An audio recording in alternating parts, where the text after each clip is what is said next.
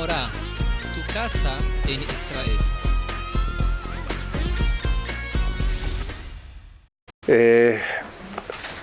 Vamos a continuar con nuestras clases de historia.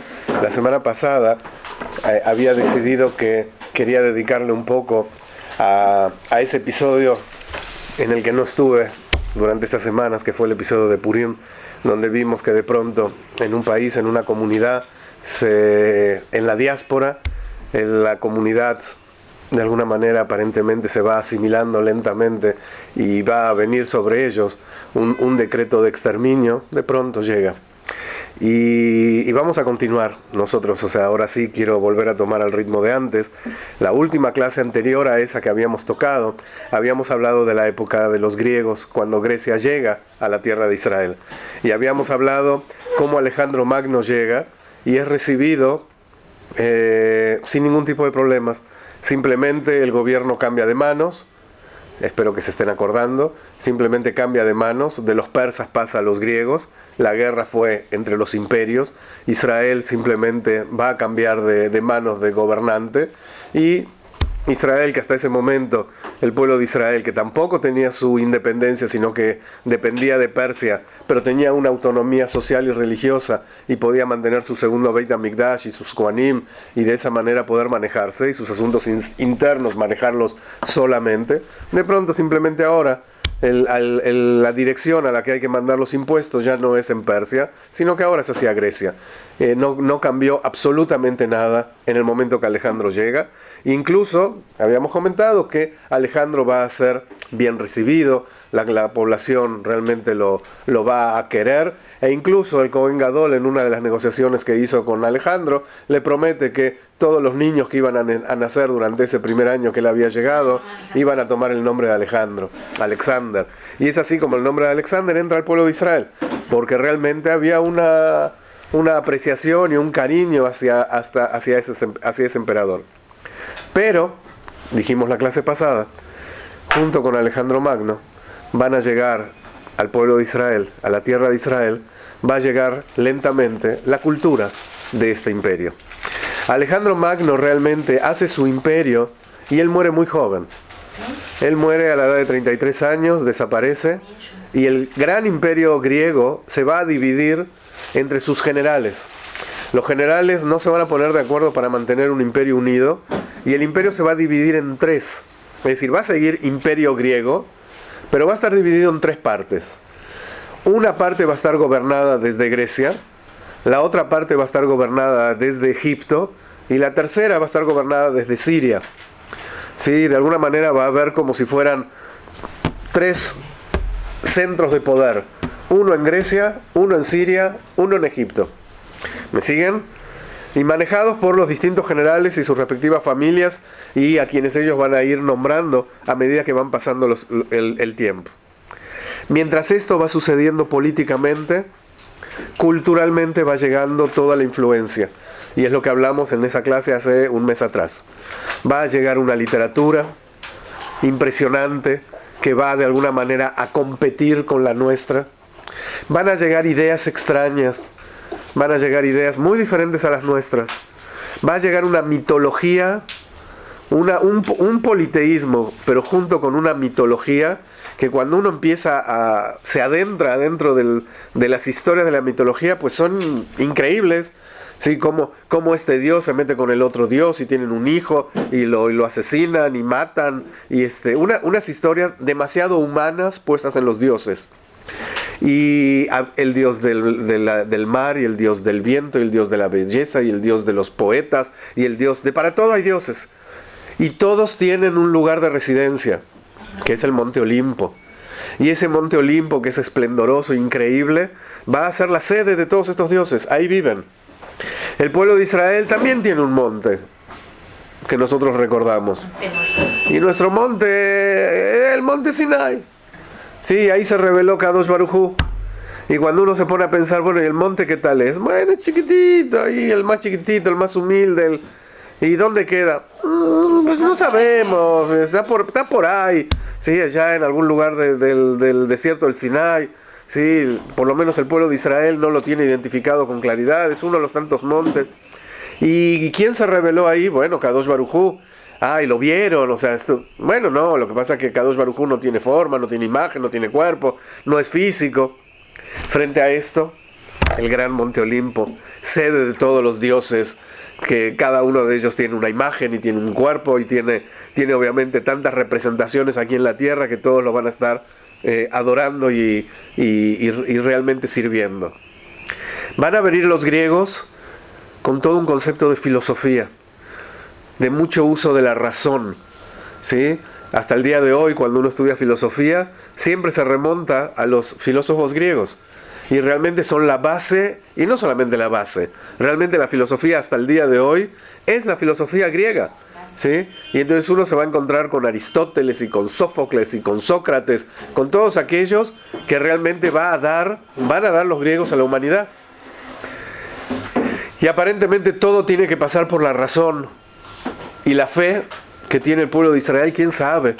Nosotros sabemos que por supuesto podemos encontrar, Shalom, podemos encontrar puntos de unión entre la fe y la razón, y muchos han escrito al respecto, cómo realmente podemos llegar a la fe a través de la razón y cómo a través de la razón llegamos a la fe, y no necesariamente están encontradas y opuestas. Sin embargo, los griegos vienen con todo un concepto, solamente, exclusivamente, el tema de la filosofía, pensar, razonar. Los griegos van a traer, dijimos la clase anterior, todo lo que es en su momento lo que se llamó la modernidad. Y una modernidad que es demasiado parecida a la modernidad actual. Y para aquellos que creen hoy en día que viven en la modernidad, tienen que saber que viven en el mundo de hace 2200 años atrás. La modernidad nuestra tiene 2200 años. Por eso yo siempre digo que cuando hay determinados sectores de nuestro pueblo que de pronto critican a la gente que cuida Torah y Mitzvot y nos dice es que ustedes son unos retrógradas, así nos dicen de vez en cuando. Dicen es que ustedes viven en la Edad Media. Y entonces de pronto les digo, sí, bueno, ustedes viven en la Edad Antigua. ¿Sí? Porque la época griega todavía es anterior a la Edad Media, ¿sí? Entonces les ganamos. Y además de todo, no ganamos, no vivimos en la Edad Media, vivimos hoy, en la actualidad, no vivimos en el pasado. Por supuesto que vivimos de acuerdo a nuestras mitzvot, que son eternas, y a nuestra Torah, que es eterna. Pero aquellos que se creen muy modernos, cuando empiezan a hablar y ver lo que es el mundo griego, la propuesta griega para la humanidad, se da cuenta que es la propuesta de hoy. ¿Qué propusieron los griegos y cuál es la cultura de ellos? La diversión, Shalom, adelante. La diversión y el pasatiempo.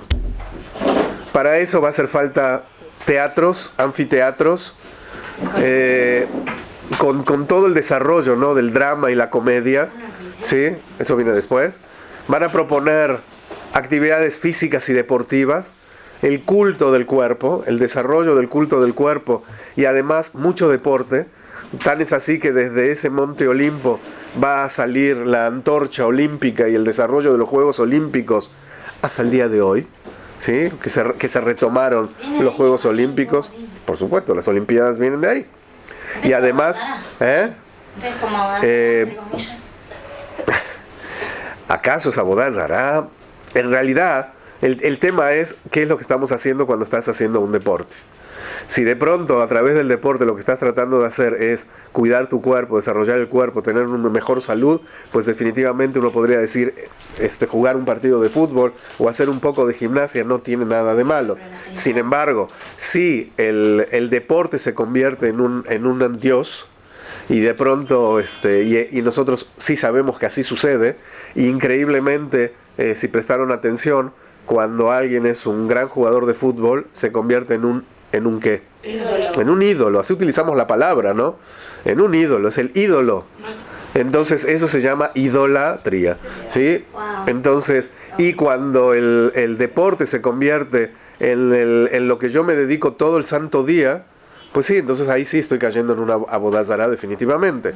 Y entonces cuando toda mi vida está alrededor de qué están haciendo 11 jugadores de fútbol y de los cuales tengo sus fotos, su autógrafo, su historia y biografía, todo lo que ha hecho durante la vida, me entero de todo, leo todo, le sigo todos sus juegos y estoy viendo 24 horas al día porque Baruch Hashem tengo una televisión que me permite poner en la pantalla varios cuadritos pequeños, entonces al mismo tiempo puedo ver 16 partidos de fútbol, ¿sí? Y durante 24 horas, bueno, entonces obviamente ahí hay algo que no está funcionando muy bien. Está bien la presión en la cabeza. Bueno, los griegos traen esto en aquellos años, traen el deporte, traen el culto al cuerpo, ¿sí? La gimnasia y el desarrollo de los músculos, todo lo que es el físico-culturismo, comienza también en aquellos años. ¿Me siguen? Sí. Y tenemos que saber que frente a todas estas manifestaciones, el pueblo de Israel también tiene su cultura y también tiene su propuesta. Y una cultura que siempre había existido. Una cultura alrededor del desarrollo de la parte espiritual de nosotros. Nunca hemos descuidado el cuerpo, jamás. Siempre hemos entendido que el cuerpo tiene santidad. Y por el solo hecho de estar albergando una neshama, el guf tiene santidad. El cuerpo fue creado por Kadosh Baruj Hu, y en él colocó una neshama. Por lo tanto, el cuerpo tiene que ser cuidado, así como también debemos cuidar nuestra neshama. Pero no puede ser que tu vida esté dedicada al cuerpo. El cuerpo, cuando uno dice que el cuerpo hay que cuidar, significa debes alimentarte adecuadamente, debes mantenerte higiénico, debes descansar. ¿Sí? Todo lo que el cuerpo necesita, debes alejarte de cualquier situación peligrosa, ¿sí? No debes lastimar tu cuerpo, no debes lacerarlo, cortarte, ¿sí? No debes hacer nada que realmente lastime tu cuerpo. Debes cuidarte, si estás enfermo hay que ir a un médico, si hay que tomar una medicina hay que tomar una medicina. Creo que para todos es claro. Si necesitas bajar de peso, hay que bajar de peso para que el cuerpo esté bien. ¿Y por qué necesitamos cuidar el cuerpo? Porque si el cuerpo no está bien, no vas a poder desarrollar la parte espiritual. Si te está doliendo la cabeza, no vas a poder estudiar adecuadamente. Así de simple, ¿sí? Si no descansas, no te vas a poder levantar mañana para poder ir a hacer tefilá a la hora adecuada. Por lo tanto, el cuerpo requiere ser cuidado. Pero de ahí a que el cuerpo se convierta en el fin, en la meta, y que todo lo que yo estoy haciendo durante la vida es pensando en el cuerpo, pues ahí estoy equivocado. Y entonces, cuando uno mira la propuesta actual de la humanidad, está dirigida al cuerpo. Está dirigida al cuerpo. Toda la industria de gimnasios, la cantidad de aparatos de educación física, de desarrollo de músculos que nos venden, ¿sí? Nos venden aparatos para desarrollar el músculo que está aquí. ¿Sí? Y entonces es un aparato que, bueno, muy especial, además es fantástico porque es muy económico, lo puedes comprar en 12 cuotas y además no ocupa lugar y lo puedes poner abajo de tu cama. En muchos de nuestros hogares tenemos caminadoras y bicicletas que no se mueven, que están ahí paradas y que en la gran mayoría de los hogares sirven como percheros, ¿sí? Pero la compramos porque hace falta. Y entramos en esa cultura y nos la venden, y en el momento que compramos el aparato vemos que ya salió otro y que de pronto el aparato anterior ya quedó caduco, no sirve, necesitamos algo nuevo. Y la diversión y la literatura vana, ¿sí? Barata, ¿sí? Todo eso sigue hasta el día de hoy, sigue la misma propuesta. Obviamente cuando vemos lo de las Olimpiadas hasta el día de hoy, hay un acontecimiento muy interesante que se hace unos días antes del inicio de las Olimpiadas, y es la antorcha olímpica. La antorcha olímpica que va a salir y va a pasear por todo el mundo, llevando la luz del Olimpo hacia todo el mundo, ¿sí? Y de pronto la gente en el mundo entero está al pendiente de dónde está la antorcha y cuándo va a llegar a mi país. Y hay personas que van especialmente al lugar donde va a llegar la antorcha para ir a ver la antorcha, ¿sí? ¿Cómo hace para que no se apague? Pues la mantienen, ellos saben cómo hacerlo. Y entonces la antorcha llega y la antorcha va con una luz que es la luz del Olimpo. Esa luz del Olimpo, esa luz de Grecia, no es la luz del pueblo de Israel. Esa luz que traen los griegos, nosotros la llamamos oscuridad. Porque es una luz que puede definitivamente provocar que nuestra propia luz, Hasbe Shalom, se apague. O que no podamos percibir la maravilla que es nuestra propia luz. Cuando los griegos llegaron, insisto, no hicieron guerra, no hubo ejércitos, pero trajeron toda esta cultura. Y esta cultura empezó lentamente a entrar en el pueblo de Israel. Así como sucede hasta el día de hoy. Es una cultura atractiva, es una cultura que llama la atención. Es una cultura que uno se pone a pensar, bueno, ¿y qué tiene de malo si? ¿Tiene algo de malo si voy al teatro o al cine? ¿Tiene algo de malo si hago un poco de gimnasia? ¿Tiene algo de malo si en vez de llamarme Yosef me llamo Marcelo, Diego, Fabio? ¿Tiene algo de malo si me visto como los griegos? ¿Tiene algo de malo si me exhibo en los baños públicos y voy a un sauna y me hago masajes? ¿Tiene algo de malo si me pongo todos los días cremas a la mañana, al mediodía, a la tarde y a la noche para que mi piel reluzca flamante y maravillosa y de esa manera las arruguitas desaparezcan? Hubo hace unas semanas, escuché a un guía que estaba llevando a un grupo latino y les dijo así, que les estaba diciendo que había que prepararse porque al día siguiente iban a ir al Mar Muerto y entonces les dijo, lleven algo de dinero porque ahí en el Mar Muerto van a poder comprar toda la línea de cremas que se venden ahí en el Yam HaMelech y que son muy buenas, y les dice, y son muy buenas para las arrugas, y entonces además pueden comprar y vale la pena que compren y los precios están muy bien, compren, y además las de allí, las que venden en ese lugar, están garantizadas. Si al cabo de 30 días no se les van las arrugas, reciben una plancha. Así les dijo. Bueno, entonces, pero ahí vamos, y a comprar cremas, y a esto y lo otro, y bueno, está bien, todo está muy bien. Esta cultura va entrando. Y cuando uno empieza a decir, ¿y qué tiene de malo? ¿Y qué pasa si? ¿Y qué pasa si le dedico un poco de tiempo a todo eso? Obviamente va a ser a costa de otras cosas. Y sin darnos cuenta, el tiempo que antes tenía dedicado para el estudio, por ejemplo, de Torah, de pronto si tenía 4 horas al día, 6 horas al día para el estudio de Torah, de pronto van a ser 3 y 3, porque ya quiero estudiar otras cosas y aprender otras cosas. Y de pronto el tiempo que tenía para leer mis libros, lo empiezo a dedicar para leer otros libros. Y el tiempo que tenía para estar en mi casa con mi familia, alrededor de una mesa, ya me empiezo a ir al teatro, a ver un partido de un deporte extraño, y ahí me voy. Yo siempre digo que una de las cosas interesantes que vale la pena hacer... ¿Me están siguiendo? Sí, estoy de frío. Una de las cosas interesantes que vale la pena hacer en nuestras instituciones educativas, en las famosas escuelas judías de la diáspora, es que observen cuál era el diagrama del horario de clases del año 1950, del año 1970, del año 1990 y del año 2010. Y se van a poder dar cuenta que posiblemente el horario de entrada y salida de la escuela era el mismo. Pero la cantidad de horas es la misma, pero el contenido de las horas varió. Y van a darse cuenta cómo obviamente se tuvo que agregar horas de inglés, horas de laboratorios, horas de computación, ¿sí? De cosas que son muy importantes y vitales para que el ser humano yehudí pueda vivir. Pero fíjense cuáles horas se quitaron para darle lugar a esas horas. Ninguna duda. Yo te digo que en mi escuela es mejor que agreguen horas de inglés que horas de Torah, porque allá la Torah que te enseñan no es... Entonces no son horas de Torah. Bueno, pero tenés ese problema, que a veces es mucho mejor que te enseñen otras cosas que te enseñen mal. Ok, entonces ese cuadrito del horario donde dice Torah, pues es un engaño, no es Torah. ¿Sí? Entonces sabemos que es así, lamentablemente. Entonces cuando uno observa eso, se da cuenta, bueno, cómo las ideas van entrando.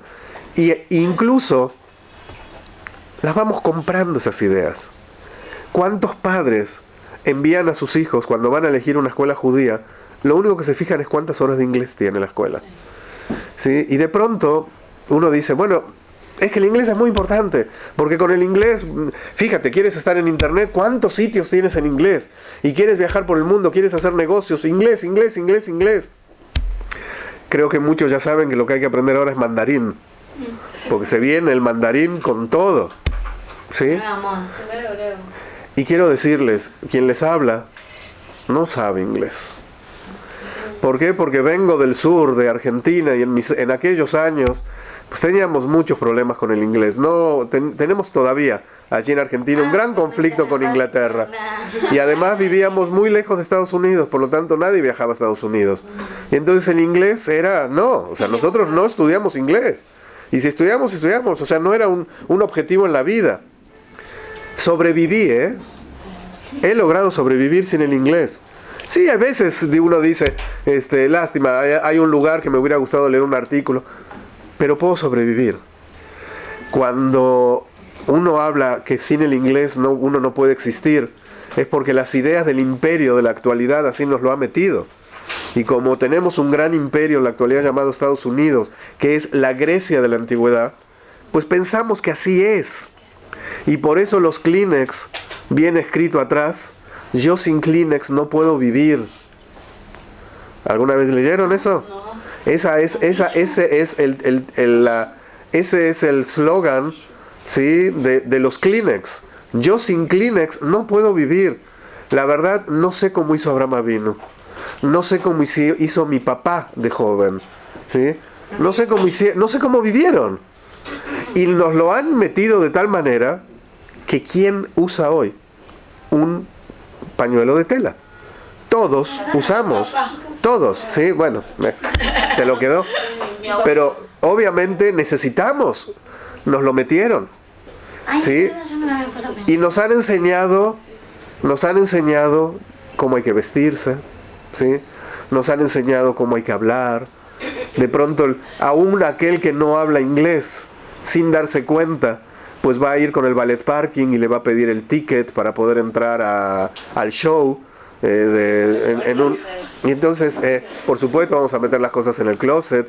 Y eso es en español.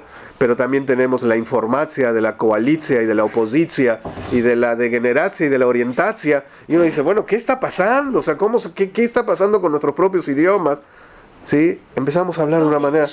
En espectáculo. Un espectáculo. Cada una de las palabras tiene su forma de decir en español y en cada uno de los idiomas. Pero van entrando las influencias culturales.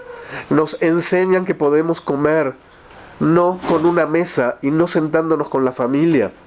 Y entonces podemos comer de una manera muy linda. Agarramos un coche, pasamos por un lugarcito que nos dice, me habla, no sé quién me habla, parece que Kadosh Baruj Hu me está hablando, ¿sí? De pronto me dice, ¿qué quiere comer? Y uno dice, bueno, pediré man, porque no sé qué pedir, ¿sí? Y entonces, no, veo que ahí hay un menú, entonces le pido, y de pronto me dicen, avance un poquito, ¿sí?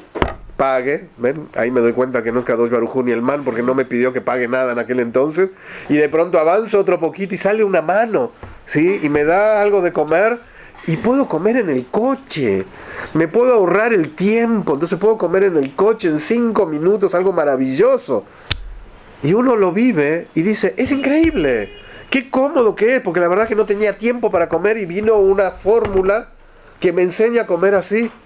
Y esa fórmula lo que hace es que de pronto no necesites sentarte con tu pareja, con tus hijos, ¿sí? En tu mesa a comer. Y más de un niño hoy en día, cuando le dicen, ¿qué prefieres comer? ¿Una comida cocinada por mamá o una hamburguesa con chips? ¿Sí? Ay, qué rico. Ay, qué rico. Pues yo no lo cambio por nada. Yo me quedo con la comida de mamá. Sí, yo no lo cambio por nada. Y no cambio mi mesa por nada. Pero es educación. Es educación. Ok.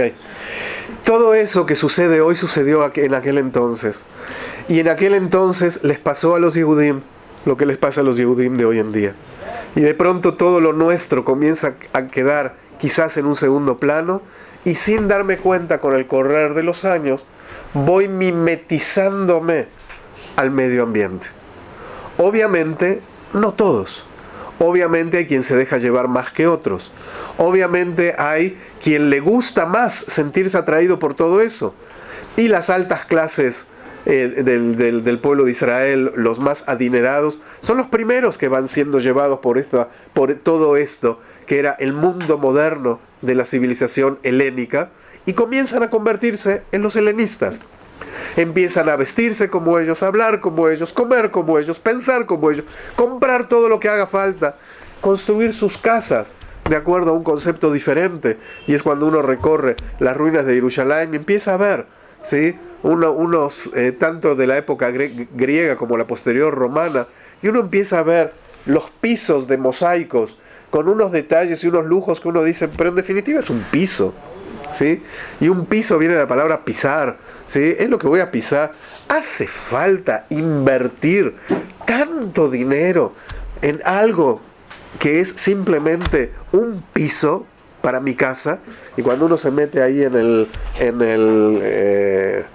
¿cómo se llama? En el Roba Herodiani, en la zona herodiana de Jerusalén y Maticá, y uno observa los mosaicos increíbles que había hasta en los baños de la casa, uno se da cuenta, bueno, cómo uno se deja llevar. Y tan es así que uno dice, bueno, pero yo quiero tener mi casa limpia, a mí me gusta. Tan es así, y creo, no lo dije aquí, tan es así que cuando viene una visita a mi casa, lo llevo a ver toda mi casa, hasta el baño.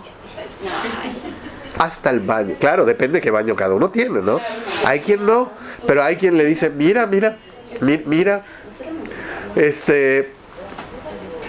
nos lucimos con nuestras casas hacia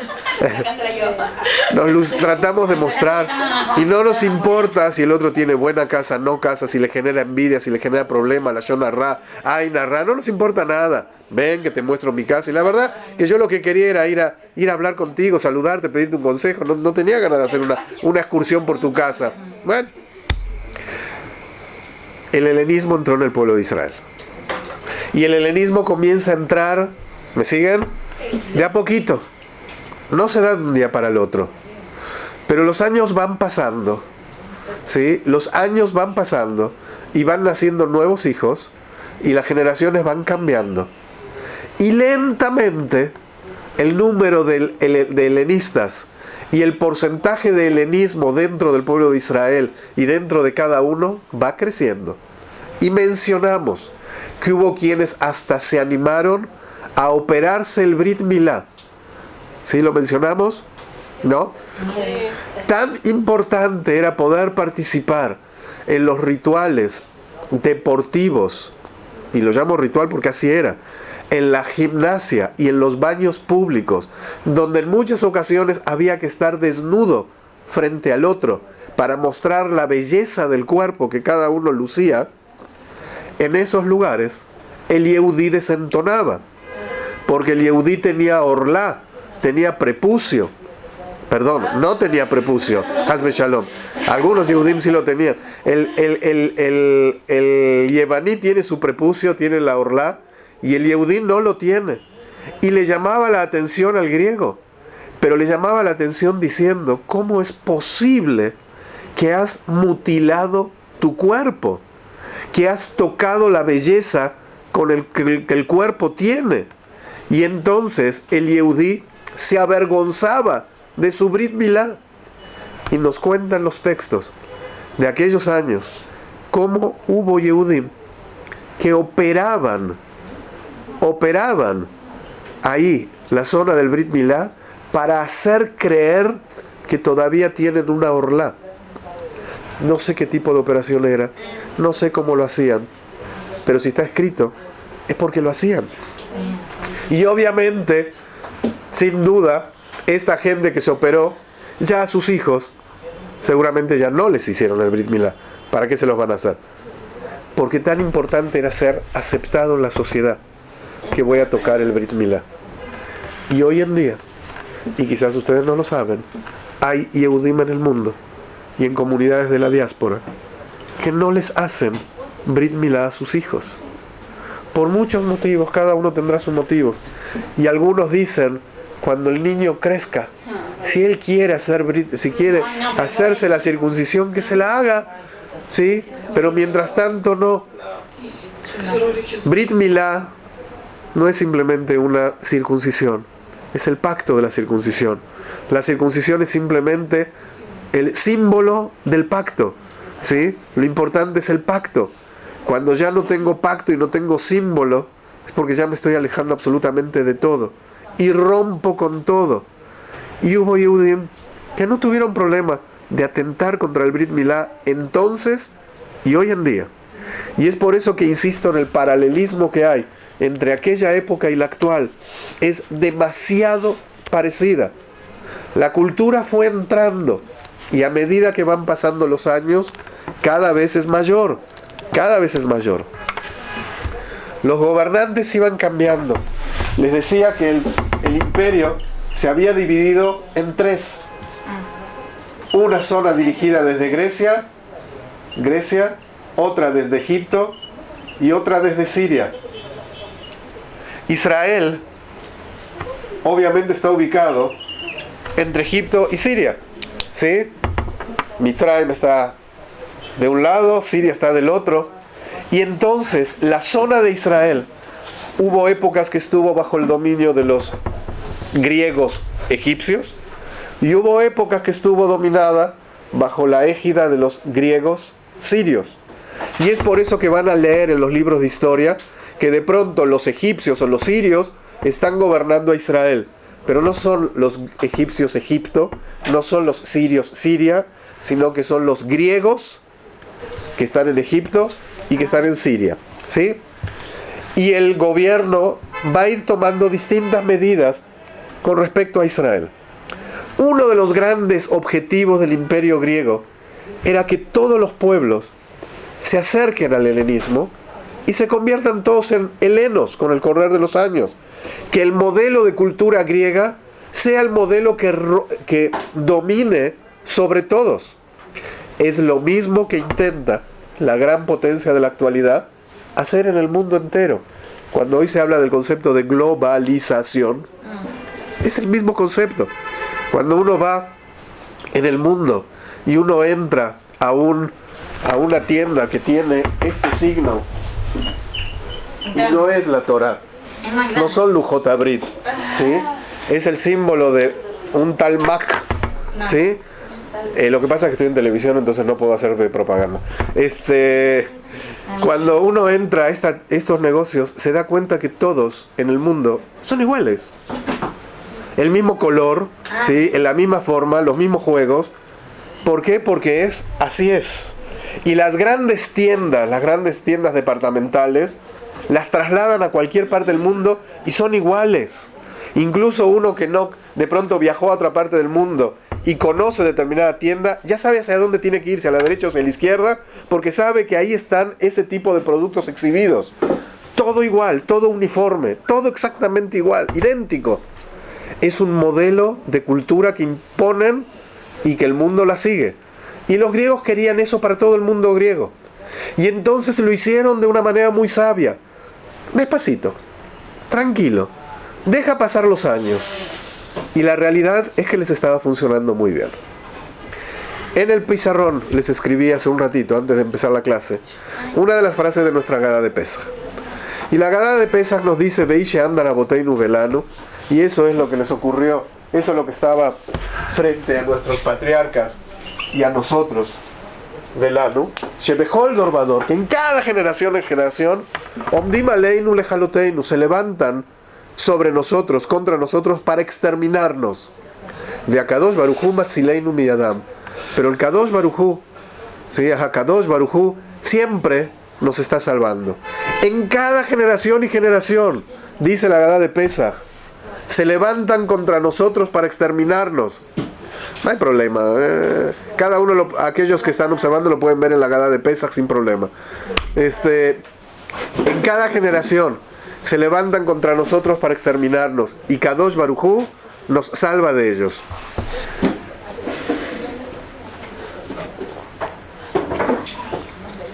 Ok. Esta frase nos dice lo siguiente: en cada generación hay quien se levanta contra el pueblo de Israel para exterminarnos. Hashem nos salva. Esta frase tiene mucho tiempo estar escrita. Esta frase es anterior a la Shoah. Es anterior a las cruzadas. Es anterior a la Inquisición. Anterior a los pogroms. Anterior a todas las expulsiones de Europa. Anterior a todas las acusaciones que se nos hizo. Muy anterior. Y ya está escrito. Y nosotros la semana pasada hablábamos de que hubo 2 episodios en la historia que nos trataron de exterminar, que fue en la época de Amán y en la época de Hitler y Max Schmeling. Intentaron exterminarnos. En la época de Amán, Baruch Hashem, todo terminó bien. En la época de Hitler y Max Schmeling, 1/3 de nuestro pueblo se fue. Y en definitiva, seguimos vivos. Y también podemos decir que Akadosh Baruj Hu, Hashem, permitió que siguiera el pueblo de Israel. Pero la Agadá de Pesach nos dice que no es correcto lo que dije. No hubo solamente 2 veces que intentaron exterminarnos. La Agadá de Pesach dice, en cada generación te quieren exterminar. En cada generación. Y Hashem nos salva. ¿Y a qué se refiere esto? Se refiere que muchas veces ni nos damos cuenta que hay alguien que se levantó para exterminarnos. Y Hashem va haciendo sus cosas para que nosotros podamos sobrevivir. Ejemplo. En la Torah hay un relato muy extraño, en el cual, en un momento dado, después de que Moshe Rabenu había empezado con unas guerras con el pueblo de Israel del otro lado del Jordán, y había empezado a ocupar territorios, ¿sí?, del otro lado del Jordán, liberando ahí territorios para que se asiente nuestra gente, y obviamente siempre después de ofrecer la paz y hablar con ellos, y no aceptaban, y había guerra, hubo un rey que se dio cuenta del enorme poderío de Israel y dijo, hay que salirle al frente, hay que frenar a este pueblo. Pero ya me di cuenta que militarmente no lo vamos a lograr, porque el pueblo de Israel logró incluso derrotar al imperio egipcio.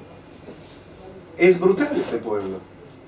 Y entonces este rey llamado Balak, ¿sí?, Balak ben Zippor, Balak ben Zippor fue sumamente inteligente, y él se dio cuenta que no iba a poder con lanzas, flechas y espadas, ni misiles ni bombas atómicas, acabar con el pueblo de Israel.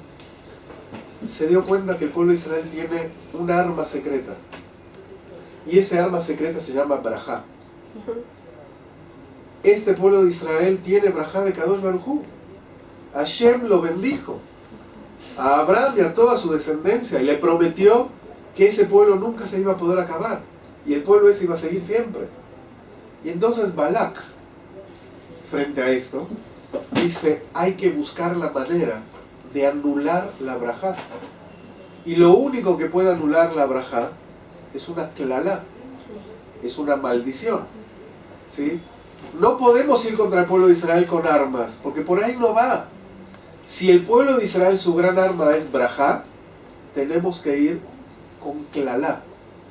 Eso es la gran ocurrencia que tuvo Balak. Realmente, un genio. Un genio. Porque se dio cuenta de lo que es el pueblo de Israel. Y entonces dijo, el pueblo de Israel tiene a Moshe Rabenu, que es el gran profeta del pueblo de Israel. Hay otro gran profeta en el mundo. Se llama Bilam. Bilam, en aquellos años. Que era el gran profeta y gran brujo de aquellos años. Y entonces fue y lo contrata. Lo contrata y le pide, ve y maldice al pueblo de Israel. La historia es toda muy simpática, no vamos a hablar todas las peripecias que tuvo Bilam para poder maldecir al pueblo de Israel. Hashem le dice, no vas a poder maldecirlo, este pueblo tiene brajá, no lo vas a poder maldecir, no vayas, no tiene ningún sentido. Bilam se encapricha, y más terco que una mula, por la que él tiene, ahí se va. Y entonces observa desde los altos de la montaña, y luego de haber puesto ahí altares y sacrificios y hacer toda una preparación de su ritual, de pronto observa al pueblo de Israel. Ahí abajo, el campamento del pueblo de Israel, lo ve físicamente, lo mira, y de pronto va a maldecir, y de su boca de pronto salen otras palabras. Palabras tan hermosas que hasta nuestros sidur van a aparecer. Y cada vez que vamos a entrar a un Beit Knesset, vamos a decir, Matovu o Aleja Yaakov, qué bonitas son tus tiendas, Jacob. ¿Y quién lo dijo? Bilam Arashá. Bilam le salieron puras bendiciones. Y entonces decía, me tengo que ir a ver al pueblo de Israel desde otro rincón, desde otra esquina. Y desde ahí voy a poder hacerlo. Y no le salió. ¿Por qué no le salió? Porque Kadosh Baruj Hu lo impidió. Kadosh Baruj Hu impidió que eso sucediera. ¿Qué pasaba abajo mientras Bilam estaba arriba?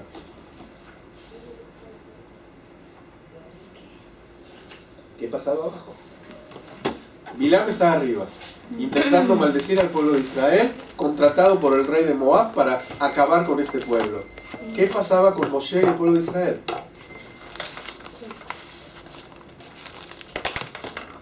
¿Saben lo que pasaba? No pasó que le mandaban a la mujer. ¿Saben lo que pasaba? Son de después. ¿Saben lo que pasaba?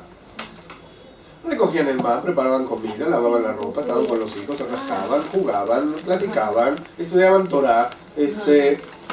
El pueblo de Israel ni cuenta se dio de lo que estaba pasando arriba. Ni se enteró. Si no fuera porque Hashem le dicta la Torah a Moshe y le va a contar lo que pasó ahí arriba, nosotros ni nos hubiéramos enterado. Y entonces, en cada generación se levanta Balak y Bilam, o como se llamen, para tratar de acabar con nosotros. Y nosotros ni nos enteramos muchas veces. De pronto nos enteramos de alguno que se levanta y que tiene odios contra nosotros. Y se levanta Saddam Hussein, y se levanta Ahmadinejad, y se levanta un terrorista en Toulouse, y se levanta alguno, ¿sí? Pero se levantan muchos más. Y cuando uno dice, la verdad que la década del 70, 80, quizás no se levantó nadie a exterminarnos. Sí, sí se levantó. Solo que ni te enteraste, ni lo supiste. Y las armas que van buscando van variando y se van haciendo más sofisticadas. Los griegos se levantaron con un arma cultural. Y el objetivo era exterminarlos. Era acabar con el pueblo de Israel. Y realmente lo estaban logrando. A través de la helenización se logra. ¿Qué significa helenización? En un término más moderno, sería lo que llamamos asimilación. Cuando un yehudí se asimila, simplemente en 1, 2, 3 generaciones ya no hay yehudí. Se acabó. Fíjense lo que les pasó a brillantes comunidades judías del mundo, que eran 100.000, 200.000, 300.000, y bueno, después de unas generaciones, 70% de casamientos mixtos, 80% de casamientos mixtos y alejamiento del pueblo de Israel, pues la comunidad se achica. Es real, así funciona.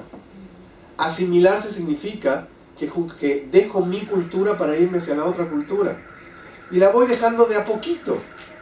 ¿Cuántos hoy en día que están realmente muy integrados a la sociedad de alrededor, todavía les gusta comer gefilte fish? Porque les hace recordar el aroma de la casa de la Bobe.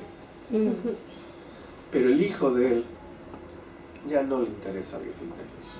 Porque la verdad que ese paquetito que puede poner en el microondas y ponerle 30 segundos start, está mucho mejor. Entonces ya ni siquiera va a extrañar el gefilte fish de la Bis Bobe. Así funciona. Entonces todavía se queda alguno con un aroma. Y la generación siguiente ya ni aroma, ni sabor, ni nada. ¿Sí? Y si no hay un proceso de Hazará Bichubá, pues esa familia desapareció. Desaparece. Y así hay familias que han desaparecido. Algunos en las cámaras de gas y en los campamentos de exterminio. Otros con una tranquilidad total y en la forma más pacífica.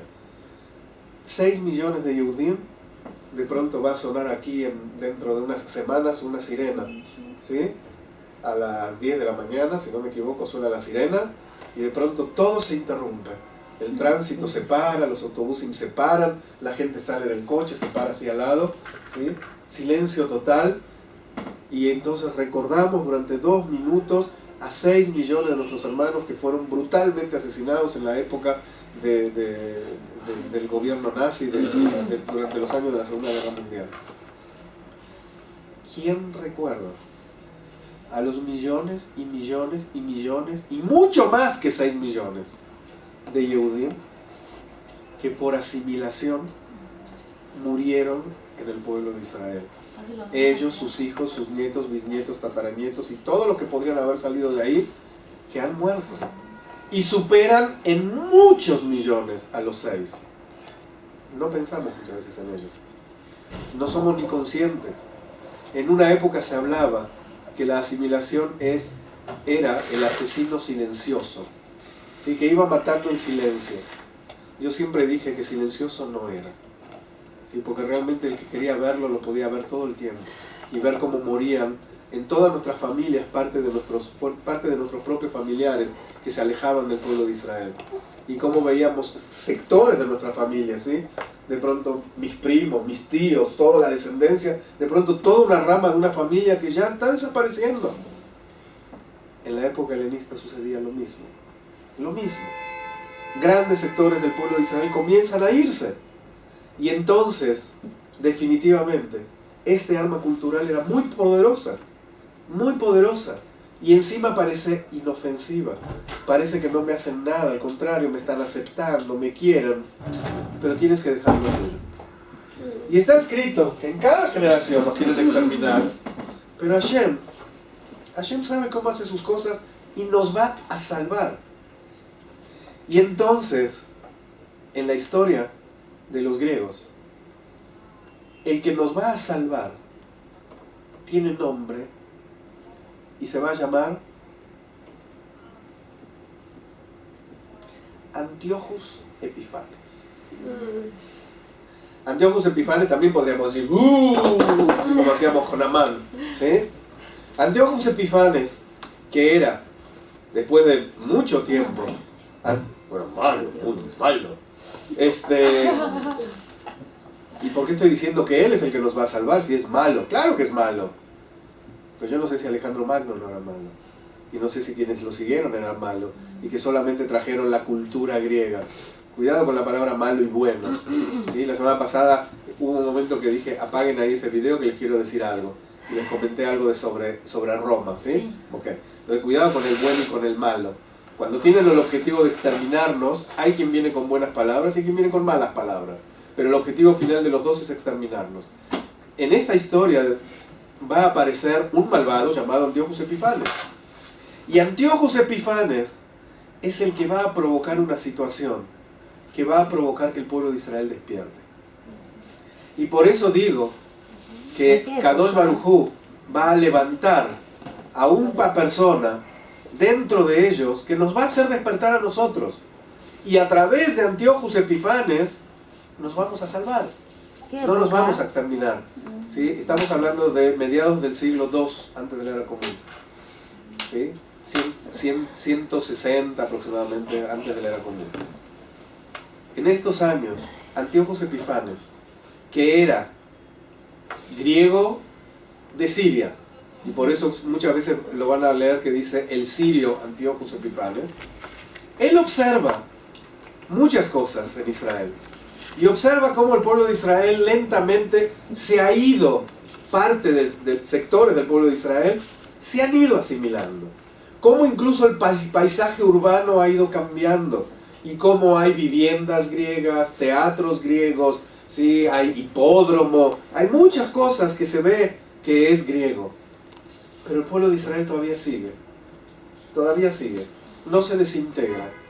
Otros pueblos les había resultado más fácil, porque eran pueblos paganos, y los pueblos paganos cambiaban de dioses sin problema. El pueblo de Israel no es así de simple. No puedo dejar de adorar a Kadosh Baruj Hu y de pronto empezar a adorar a los dioses del Olimpo. Y no puedo dejar mi Torah, que es tan fuerte, rápidamente atraído por lo tuyo. Pero entonces el proceso es lento. Antíochus decide que el proceso tiene que ser más rápido. Que hay que acabar de una vez por todas con estos Yehudim que se entercan en seguir siendo Yehudim. Y por lo tanto, él decide que hay que dar golpes fuertes. Primer golpe, el Beit HaMikdash. Ese Beit HaMikdash que el pueblo de Israel tiene, que es tan raro, tan extraño, porque realmente uno entra ahí adentro y se encuentra con una menorá, y se encuentra con un altar, y se encuentra con un Aarón HaKodesh, pero no hay una imagen, no hay ningún Dios. Y ellos dicen que adoran al Dios Todopoderoso, Creador de los cielos y la tierra, y no hay ninguna imagen. Eso en la cultura del mundo antiguo era algo ridículo, absurdo. Y entonces va a entrar al Beit HaMikdash, lo va a profanar, va a robar todos los tesoros que había en el Beit HaMikdash, va a destruir parte del Beit HaMikdash.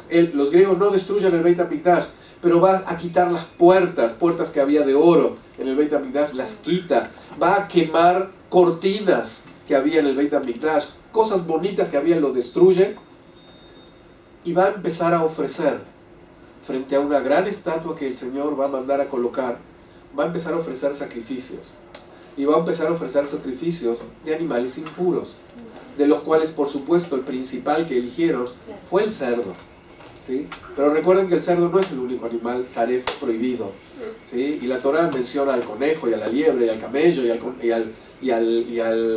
y al cerdo como aquellos animales que les falta una de las dos características, que no es rumiante y pezuña partida. Ellos eligieron al cerdo como para que sea un lugar, un animal impuro que sea sacrificado. Profana el Beit HaMikdash de una manera aberrante, pero además empieza a dictar edictos, leyes. Primera ley, prohibido Brit Milá. Prohibido Brit Milá. Ya no es un asunto de que si quieres te lo operas y si quieres a tu hijo no se lo haces. Todos prohibido Brit Milá. Prohibida Torah, prohibido Hagim, prohibido Shabbat. Ayer lo dije y hoy lo repito. Cuando quieren saber dónde está la fortaleza del pueblo de Israel, vean lo que hacen nuestros enemigos y dónde golpean, porque ellos saben dónde está la fortaleza del pueblo de Israel. Nosotros somos los que a veces no nos damos cuenta. Si ellos dicen prohibido Brit Milá es porque saben que el Brit Milá es muy importante en el pueblo de Israel y es básico y es garantía de nuestra continuidad. Si ellos dicen prohibido estudiar y enseñar Torah es porque saben que eso es lo que hace que el Yehudí nos asimile. Si ellos dicen prohibido Shabbat, es porque saben que porque el pueblo de Israel cuida Shabbat, no se pierde. Y entonces lo da como una prohibición, ¿sí? Ya no como una opción. Hasta ahora era, bueno, si yo quiero, ya empiezo a dejar de cuidar Shabbat y me voy a ver una función de teatro que está buenísima. O me voy a hacer un deporte. De pronto ahora ya no es mi elección y si me siento atraído. Ahora es una ley. Una ley que tiene sanciones. Te vemos transgrediendo esa ley, te vas a la cárcel y te vas pena de muerte. Real. Ayer hablamos de Rabbi Akiva en la época romana. Es la misma idea, ¿sí? Entonces, llegan Antíoco Epifanes con todo esto. Y justamente por esto es que él va a provocar el germen de la rebelión en el pueblo de Israel. Él va a provocar que dentro de Israel comience a haber gente que despierte y se dé cuenta que o hacemos algo fuerte y decisivo o nos vamos a quedar exterminados. Hashem tiene muchas maneras de mover los hilos de la historia y a veces lo hace elevando a un malo, como lo mencionaste hace un ratito, un malvado, pero ese malvado tenemos que agradecerle, obviamente no a él, a Kadosh Baruj Hu, porque fue él el que va a permitir que las cosas cambien. Si el pueblo de Israel no hubiera tenido este enemigo, quizás gran parte del pueblo de Israel se hubiera acabado, hubiera terminado. Y quién sabe qué hubiera pasado, ¿sí? Por supuesto que hay sectores del pueblo de Israel que siempre se mantienen fieles, pero hubiéramos perdido un porcentaje brutal del pueblo de Israel. ¿Y qué es lo que sucedió en estos años? De pronto llegaron los ejércitos, los soldados, iban por todos los pueblos, y en todos los pueblos empezaban a poner estatuas y altares y exigir a los Yehudim que tenían que participar en los cultos paganos y que tenían que ofrecer sacrificios, ¿sí? Y si no lo hacían, pena de muerte. Y entonces llegaron a un pequeño pueblo llamado Modín. Y en ese pueblo había muchos Yehudim. Y había un Cohen llamado Matitiao, que tenía 5 hijos: Yehuda, Elazar, Yohanan, Jonatán, Shimón. 5 hijos. Una familia de Kohanim que vivían allí. Y los griegos llegan y colocan una gran estatua en el zócalo de la ciudad, en la plaza mayor del pueblo. Lo colocan y construyen un altar y llaman a toda la población que vengan a ofrecer un sacrificio y a alabar al dios griego. Y entonces llegan todos, incluidos Matitiao y su familia, y de pronto observan lo que ahí está pasando en el pueblo de ellos. Y los griegos dicen: un voluntario que se acerque de ustedes a ofrecer aquí un cerdito a este dios. Y ahí va un Yehudí y dice: yo. Ahí va. Y lo hace. Y Matitiao ve eso. Y así nos lo cuentan nuestros textos, y lo cuenta Yosef en Matitiao, Josefo Flavio. Matitiao ve eso, agarra una espada, se va contra el Yehudí y lo decapita. Y lo mata. Y en ese momento, obviamente hizo Avodah Zará, ¿sí? Y en ese momento, la gente de Matitiao y sus hijos, y otros que realmente se ponen del lado de Matitiao, se van a ver enfrentados contra los soldados griegos que están en ese lugar, que van a salir a defender a este judío que ofreció el sacrificio. Y se va a dar la primer, no guerra, digamos, el primer enfrentamiento armado entre los griegos y los judíos, ahí en Modín.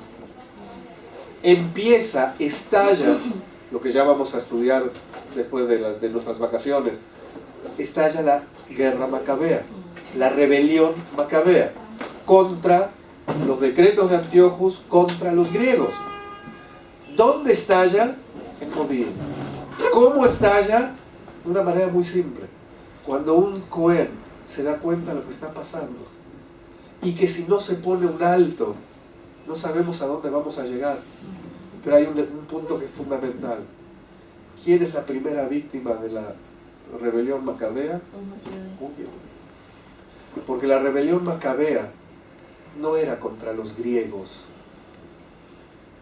La rebelión macabea es contra lo griego que se está metiendo adentro nuestro. Los griegos no son peligrosos. Lo peligroso es lo que ellos están haciendo adentro nuestro. La cultura que me están trayendo, eso es lo peligroso. Ahí me van a exterminar. Porque si me van a hacer una guerra, bueno, por ahí van a matar 1000, 2000, 5000, pero nos vamos a escapar a las montañas, a las grutas, a esto, vamos a poder salvarnos. Pero culturalmente pueden acabarnos a todos. Quizás tarden 100 años, 200 años, 300 años, pero pueden poner el final. Y es por eso, simplemente, si ustedes no lo creen, la pregunta es: ¿dónde están los fenicios, los asirios, los babilonios, los caldeos, los medas, los persas? ¿Dónde están? ¿Dónde están? Se mezclaron. ¿Sí? ¿Dónde están los mayas, los aztecas, los chichimecas? ¿Dónde están? Nos mataron los ¿Sí? españoles. Algunos los mataron y la gran mayoría no los mataron. ¿Qué se asimilaron? Cada uno se fue asimilando, cada uno se fue apartando, se fue integrando a las distintas sociedades, se fueron convirtiendo en lo de su momento. Si nosotros estamos aquí es porque nos resistimos a desaparecer, ¿sí? Físicamente se puede levantar, Dios no lo quiera, se puede levantar un Hitler y Máximo y darnos un golpazo terrible, pero aquí estamos, ¿sí? Y el mundo podría haber pensado que después de la Shoah el pueblo de Israel se acabó. Después de un golpe así no se va a poder levantar. No solamente que nos levantamos, sino que empezamos a escribir una nueva página de la historia del pueblo de Israel. Creamos un estado y 2 años después estábamos bailando en las calles de todo el mundo. 2 años después, no 500 años después, 2 años después estábamos bailando en las calles del mundo y salíamos a hacer una guerra y salimos a luchar contra 7 países árabes y ganamos. ¿Y quiénes? Un ejército. ¿De quién es el ejército? Unos judíos. ¿Qué armas tienen? No tenemos armas prácticamente. ¿Sí? Ahí vemos en la calle de Yafo, la Davidka. ¿Sí? ¿La han visto? ¿Sí? La Davidka. Sí, Que ahí está. ¿Sí? Que sabemos que lo que más hacía era ruido. Y sin embargo, con ese ruido y con un avioncito que de pronto llega a la mitad de la guerra de Yom Ha'atzmaut, un avioncito desde el cual tirábamos, entre otras cosas. ¿Qué tirábamos? No teníamos bombas ni misiles para tirar de los avioncitos. Globos. Entre otras cosas que tirábamos, porque el tema era asustar y hacerles creer que teníamos armas, ¿sí? Tirábamos, los argentinos seguramente saben, los que no son de Argentina quizás no lo conozcan, sifones. Los sifones. Sifones de agua.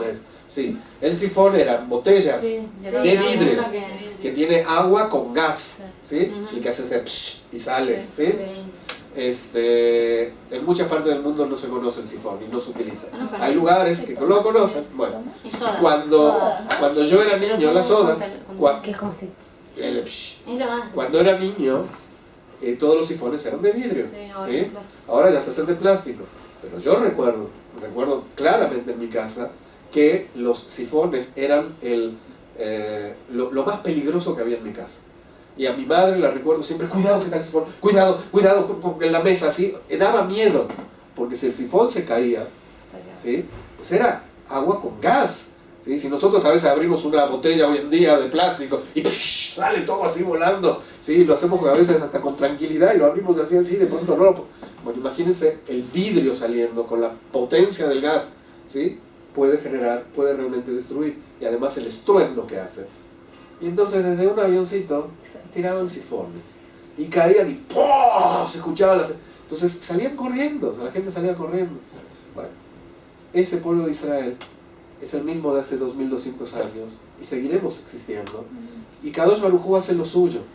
Y entonces cuando hace un ratito dije que de pronto el héroe de toda esta historia se llama Antíoco Epífanes, es porque realmente no sabemos si él no se hubiera levantado a dar todos estos decretos, ¿qué hubiera pasado con nosotros?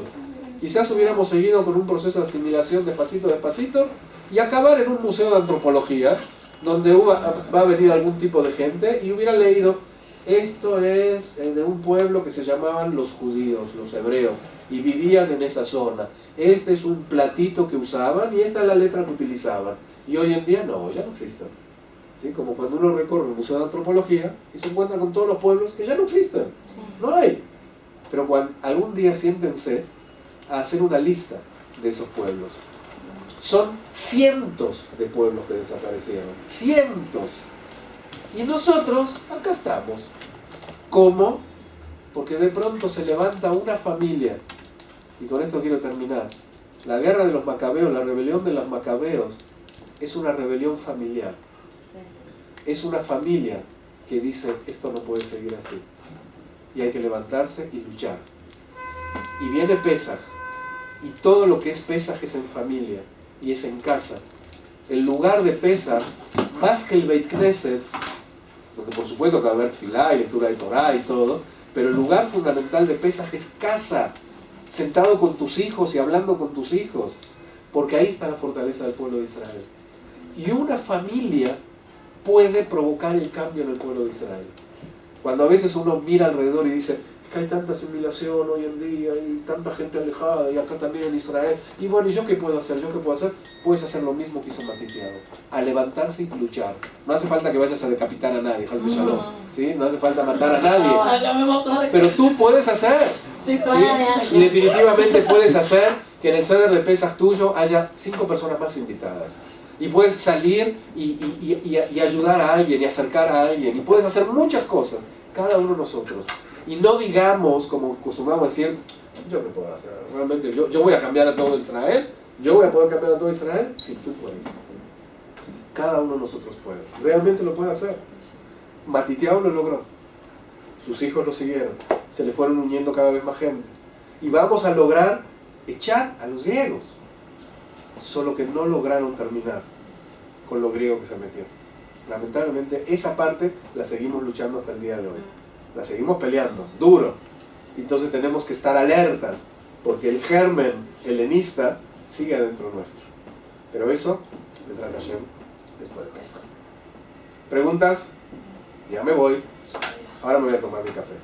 ¿Sí? Me gusta aquí, me gusta café frappé, así se llama, el frío. Sí, eso. Los invito a tomar un café. Les invito a todos los morimas a tomar mi café allá a Café Café. Gracias, Para Rafa. después de Pesaj. Y pesas Kasher Besameach. Pesaj Kasher No me Besameach. engorden mucho. Saludos a Lisa. Se me cuiden. Mahon Ora, tu casa en Israel.